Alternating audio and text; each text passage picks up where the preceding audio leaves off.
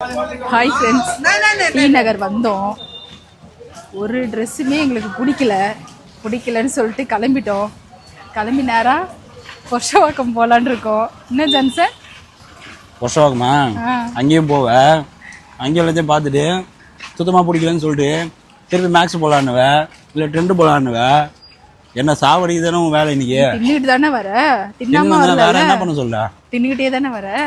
எங்க பாருங்க, பொண்ணு ஊட்ட அப்பா திங்க, இதே தாங்க நடந்துக்கிட்டு இருக்கு. ஒரு 3 மணி நேரமா திங்கிறது மட்டும் தான் கரெக்டாக ஆகுது. இங்கே பாருங்க, தொப்பை மட்டும் வளர்ந்துக்கிட்டே இருக்கு, எதுவும் எடுக்கல. நாங்கள் வண்டியை நோக்கி போய்கிட்டு இருக்கோம்.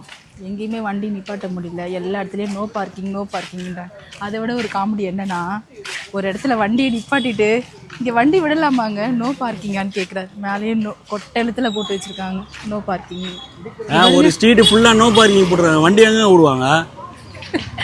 கடை எல்லாமே சின்ன லைனில் இருக்குது. அப்புறம் எப்படி போய் வாங்க முடியும்? வண்டி எங்கே விட்டுட்டு வாங்க முடியும்?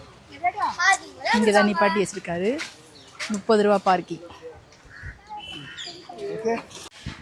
நாங்கள் வண்டி எடுத்துட்டோம், கிளம்ப போகிறோம். ஜான்சன், நேராக பொர்ஷவாக்கம் வண்டியை விடு. கிளம்பிட்டே இருக்கோம், சரியா?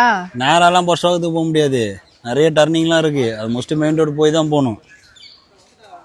சரி ஃப்ரெண்ட்ஸ், ஓகே, பாய்.